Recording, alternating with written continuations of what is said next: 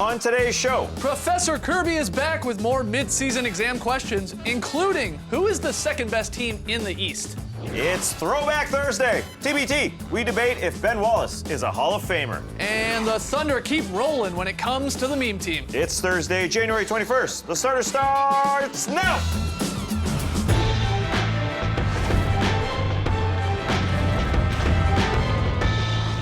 Good evening, sweet world, and welcome to the starters. Whether you're listening to the podcast or joining us on NBA TV and or YouTube, we're happy to have you. I'm J.E. Skeets, and alongside me, as always, that's Tass Mellis. To his right, it's the international man of mystery, taking it to the max, Lee Ellis. Friend. Lily, and last certainly not least, it's starters blog editor and NBA professor, Trey Kirby. Hey, yo! TK, what's popping today? Well, I'm here at the internet looking for your best tweets at hashtag the starters, and guys, y'all might as well just start calling me the Wedgie Whisperer. This one comes from Rick Masters, who says the key to getting a wedgie is trying not to get a wedgie. That's true, and we're getting one tonight, just so you guys know. And guess what? We did get one because there's Gerald Henderson taking care of business in Portland. Hey, we told you we'd show you every wedgie this season, and unfortunately, a promise is a promise. But if you're following along at home, tweet at us, use hashtag the starters. We'll need your help a bit later. All right, great stuff, man. We actually did get a basketball starters wedgie. We'll get to that later in the show, too. All right, yesterday we told you about NBA.com's release of their mid-season report cards. They're a very talented stable of writers grading every team at the halfway mark of the NBA season. We had some fun because of it on yesterday's show, but apparently we found out that all three of us here flunked Professor Kirby's first NBA midterm exam, so we're forced to take another one. Redo. Yeah, school sucks, but Trey has some more questions for us. Trey. Yeah, it's retake day, but just a reminder, students who don't earn a passing grade will be forced to serve detention with me and Vice Principal Borgia. Anyways, our first question is multiple choice, and it's who is the second best team in the Eastern Conference? Is it A, the Chicago Bulls, B, the Toronto Raptors, C, the Atlanta Hawks, or D, the Indiana Pacers? Please show your work. The second best team in the Eastern Conference. I'm going Raps, baby. Yeah, Raptors. I'm also going Raps, Oh, but some homerism. I have Oh, added man. who really cares. I hear you. Right? Good I point, hear ya. yeah. That's fair. But you got to pick one. I mean, I'm picking the Raps. They're all sort of jumbled. And it's really tough to pick one, I find. The Raps are on a good winning streak right now, but it has been a fairly soft schedule. But what is important is that they're winning against teams that in the past we've seen the Raptors drop, which has been frustrating. Yeah. So for me, it's important that they are having a good little run and making sure they take care of business. Their schedule's actually pretty soft as well going up for these next few games, so they could really cement that number 2 spot if they take care of business. They've been doing that well. It's good to see. Yeah, I find it hard to pick the Raps because even if they get home court advantage, we saw what happened last year. They lost both games. Yeah. They got swept. That being said, I think it's a bit of a different team. Even without DeMarre Carroll playing the last couple months, their defense, which was the big question mark coming into the season, has gotten a lot better. They look like a different team. Kyle Lowry and DeMar should be fresher come postseason time. They rely so much on those guys, but skinny Kyle Lowry is a fit Kyle Lowry. He's going to be a new man in the postseason, so if they get a home court advantage, I will guarantee that they win one basketball game at home. That's a very, very weak guarantee. I think it is the Raps, though. I mean, you guys said it all there. They're 27-15. They got a great road record, too, 14-9. They go take care of business on the road. They have the second best point differential in the East after those Cavs. So, I mean, I think you have to go with them. All that said, they've played the Bulls twice this year, and they lost both times to that squad. And and you're right, you make a case for the Hawks. There's a lot of squads here, but in the end, we all say the Raptors. Is that the right answer, Trey? The correct answer is B, the Toronto Yes. Raptors. Like you guys said, and Skeet, second best isn't so bad. Remember, Buzz Aldrin was the second man to walk on the moon, but he still went to the moon. Yeah, good point. Your second question is a simple true or false. True or false, Kristaps Porzingis is the rookie of the year. Too lazy to write. It's a false, baby. Just because you hear about Kristaps Porzingis. Lee spelled false wrong, but that's okay. Oh, wow. Not a spelling bee. Is that a joke with the... Well, sort of. I was trying to work Porzingis in there. Didn't really work, but Oh, wow. Yeah, it didn't work. You're right. Just because Kristaps plays in New York, we hear a lot more about him. He's got the fourth highest selling jersey in the league, which is incredible. But there's a guy in Minnesota by the name of Karl Anthony Towns that's just a little bit better than him. He's slightly more polished with his shooting, and Porzingis has been fantastic. Let's not take anything away from him, but I just think as a player, NBA ready, I think Karl Anthony Towns is already a couple of years ahead of where he should be at this stage. He's just come in, he's looked great around the rim, he's defending, he blocked 6 shots last night alone against the Mavericks, and he's just doing everything. And if you're a Minnesota Timberwolves fan, you've got to be pretty excited about what you're seeing. He's being mentored by Kevin Garnett as well, and the results so far, the early returns are fantastic. Yeah, well, Porzingis is ahead of the game as Yeah, well. he is, yeah. There's no doubt. But you watch the way Karl Anthony Towns win at Anthony Davis on Tuesday night. He showed him who was boss. I mean, he really played extremely Not well. intimidated at all by him. Yeah, he's got the three-point shot. He's got the inside game. Sam Mitchell called him the best three-point shooter on his team, which I'm not sure if he's right, but it's still high praise from a head coach. For a rookie. For a guy who took 8 threes in 1 year of Kentucky basketball last year to already be a very good three-ball shooter, even though he doesn't shoot a lot of them, inside, outside, and he's got the personality of a superstar already. He's the total package. I have added sort of false to mine. Why can't we have, once again, co-rookie of the Co-MVPs, years? yeah. It could be in rookies, play here with both Towns and Porzingis. Porzingis is going to be helped by the fact that he is on a better team. Their numbers, you already said, Tass, very, very similar. Could be, next to identical come the end of the season.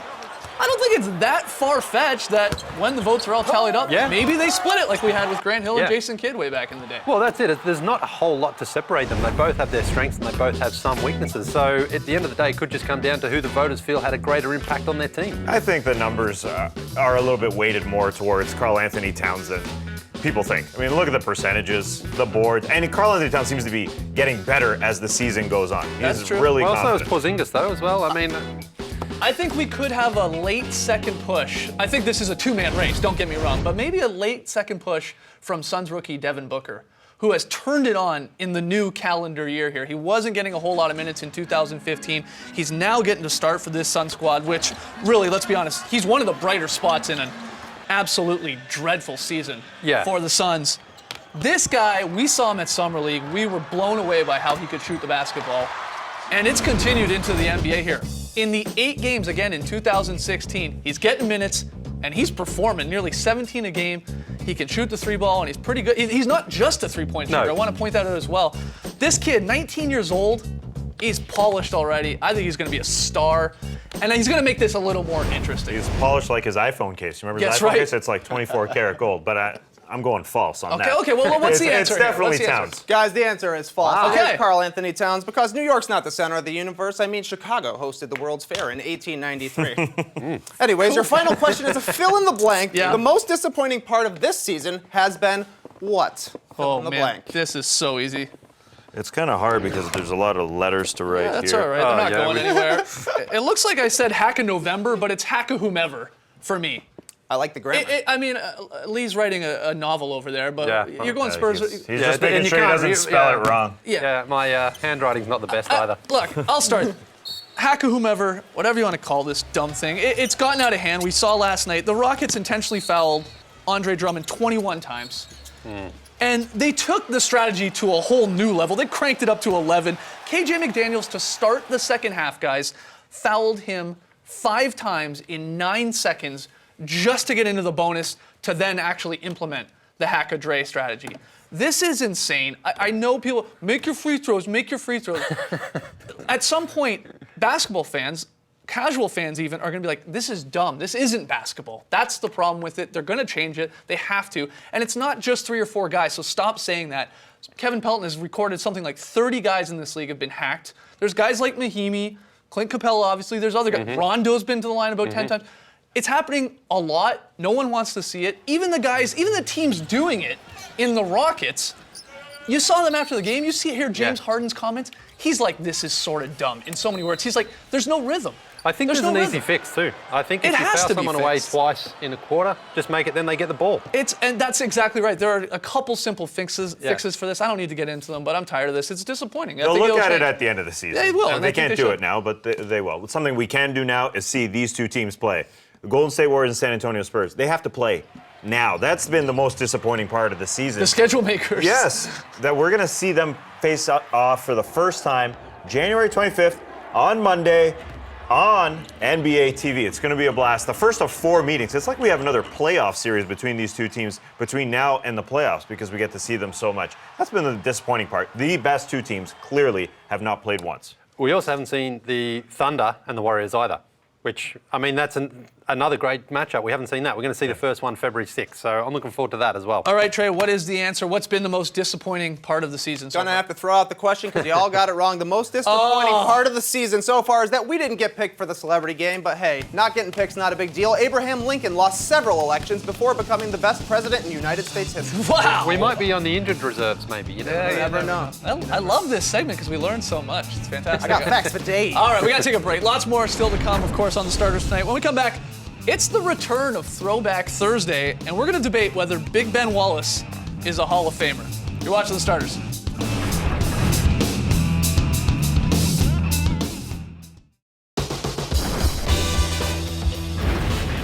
Back with the starters, guys. It's been a little while since we've celebrated NBA Throwback Thursday, but boy, oh boy, we've got a good one here today. It's Big Ben Wallace. You see the jersey hanging up on the starter set. This is going to be a fun one. One of the top defensive players in NBA history, 4-time All-Star, 4-time Defensive Player of the Year, 5-time All-NBA, of course, an NBA champ with the Pistons in 2004. This guy was undrafted and then joins the Bullets and then bounces around before he really finds a home there with the Pistons. Played for a couple other teams as well. It's going to be interesting to see, and we'll get to the question here in a second, as you see his very low scoring points per game. I mean, next to nothing. Of course, the rebounds and defense is there because that's for 16 years what he did and how he made his money.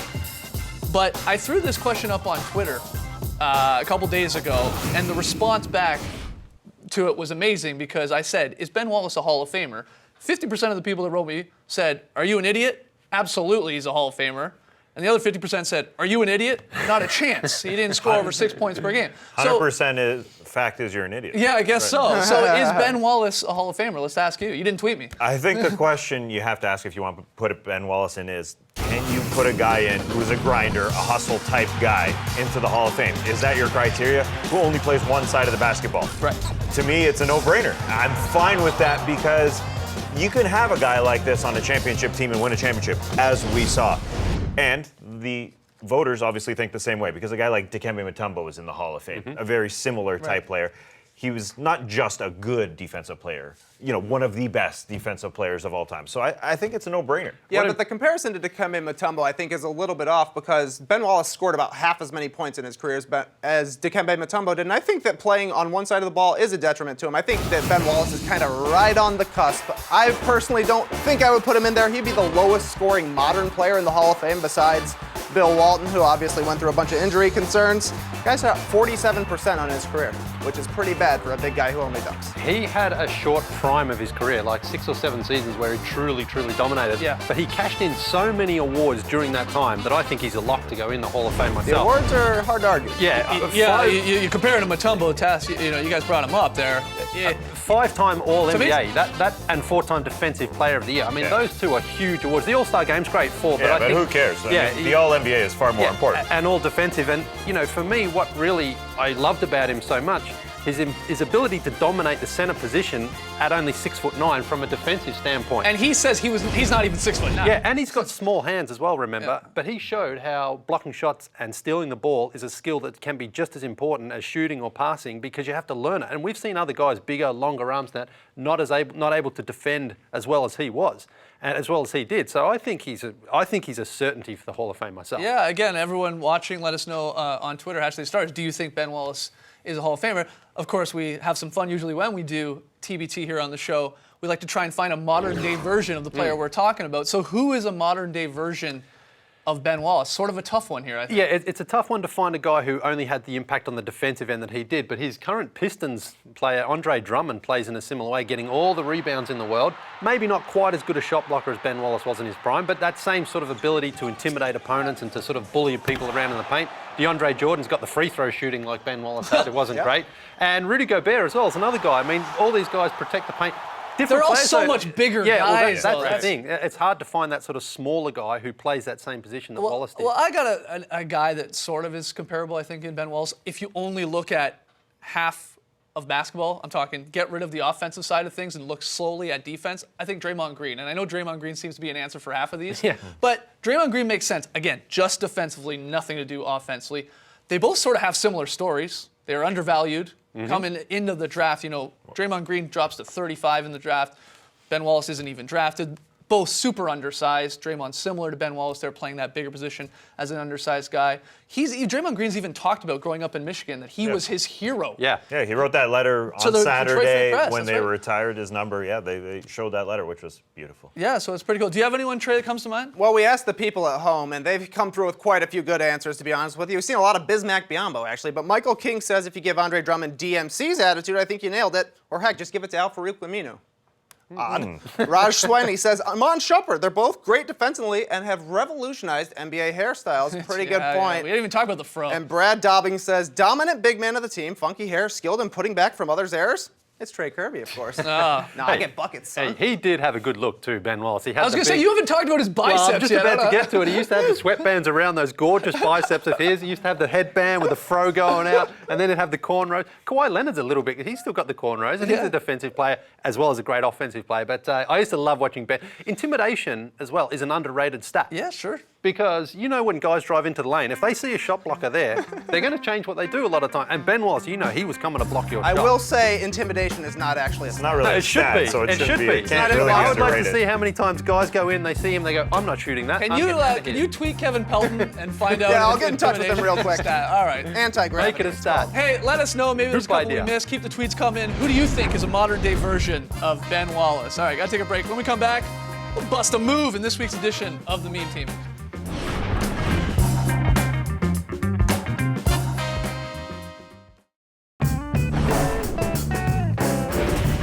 Welcome back to the Starters. Every Thursday, we scour the internet to bring you the Meme Team, our favorite weird and wacky moments from the past 7 days. This week, starting 5, it's hot. At number 5, if you haven't seen OKC play at home, they have the best pregame show in the league.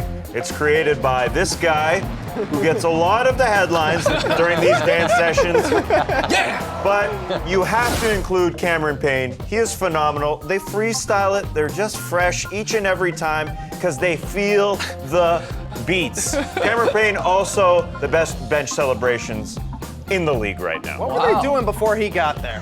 Yeah, you're right. We're living, man. At number 4, do you need hammers? Well, Wizards center Marcin Gortat, he's got you I'm covered. Marcin Gortat, and I'm the owner of those fantastic hammers. Hammers for all your needs. Small one, medium one, and large one too. For all your hammer needs, don't forget about me, Marcin Gortat, the Polish Hammer. Get this one for $9.99. You're gonna get one for free. Do it now. At number 3, Andre Drummond is intentionally fouled often, but this time was special. To start the second half Wednesday, the Rockets inserted barely used KJ McDaniels to commit 5 fouls in 9 seconds. Unreal. And then McDaniels was subbed out after the 5th foul and not reinserted in the game. Drummond ended with 36 free throws attempted, the 3rd most ever in a basketball Oh, game. man, what a joke. All right, what a week for circus shots. Steve Kerr, Wizards head coach Steve Kerr, feeling a bit better. Knocking Wizards Warriors head coach Steve Kerr. Haven't seen him in so long, I forget who he coaches. He's a wizard. Look at that shot. Knocking it down. Dwight Howard does him one better. Wow. That's about 80 feet over the head. But my favorite, Lee Ellis in our annual horse game or daily horse game. Yeah, that's the double dunny roll right there. Swirly. What? At number 1, Kyle Lowry and DeMar DeRozan have been good, but their comedy duo has been even better. Traveling to London, they were hilarious, and it started with an ode to DJ Khaled. Key to success: airports, airplanes, terminal, gate, London, flights. They don't want us to have the keys. Keys to success, baby. Please, keys to the plane. I'm trying to walk out of here one and 3, honestly. You play 3 games? This will be my 3rd game here. 1 and 2. You know, No, I don't. no, wait. If you play 2 games Yeah. and you add 1, that means 3 games. Yeah, but you said 1 and 3. If we win, 1 for 3. 1 for 3 or Yeah, 1 and 2? that's what I meant. 1 for 3. Oh, 1 for 3. yeah, that's what I meant. USC, baby. guy who's behind you and not phasing you at all, despite making lots of Man, faces. what about He was talking about how I'm a true professional. easier it makes the job for him having you Oh, out there. man, thanks, man. I appreciate it, man. It's the soap you bought me. They're pretty good. They're great. they're pros. Also great. We had another wedgie. Yeah, we show you them because they're beautiful snowflakes, but we had a beautiful Canadian snowflake of a wedgie. Friends of the program, Matt Devlin and Jack Armstrong on the call. Olenek, the three over Ross. And our good friends at the Starters will enjoy this. They call that a wedgie. Skeets and Taz, there's one for you right there. Go. By fellow Canadian Kelly Olenek. Your special one just dialed up for you. Thank you so much, Matty D. Matty D and Jack on the call. 21. All right, here we go. Trey Kirby, you called it, man. Not tonight, though. No? Sorry, guys. Oh, that's all right. We'll take a night off from wedgies. Gotta take a quick break. When we come back, we never take a night off from this. Lily's very solid play tonight. You're watching the Starters.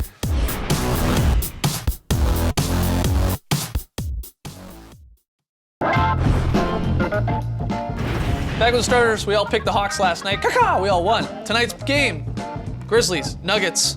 Three of us taking the Grizzlies, myself, Tass, and Lee. Trey, the lone shark, going with the Nuggets in the Mile High City. So good luck to everyone. Lee, where are we going for your very solid play of the night? Going to Dallas for a boomerang play from Charlie Villanueva. Drops it off here to hashtag NBA vote Zaza. To Wesley Matthews underneath for Charlie with a layup. That's a beautiful play. Here it is again, zipped it through.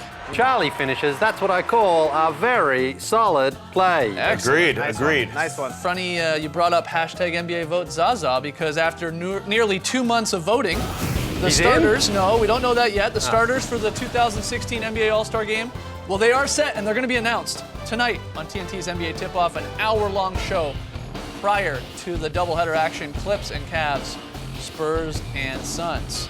Had some tight races, so it'll be fun to see who gets in. Yeah.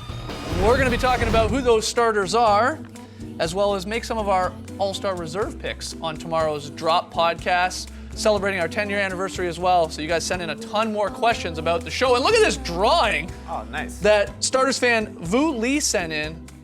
Epic stuff right there. So thank you very much for that. Check out the podcast. It'll be up on iTunes, the website, Google Play tomorrow morning. Stick around for FanDuel Fantasy Tip-Off. Enjoy the games tonight and the All-Star Starters. Thank you so much for joining us. And remember, it's time to hear who the All-Star starters are. Embrace the night, people.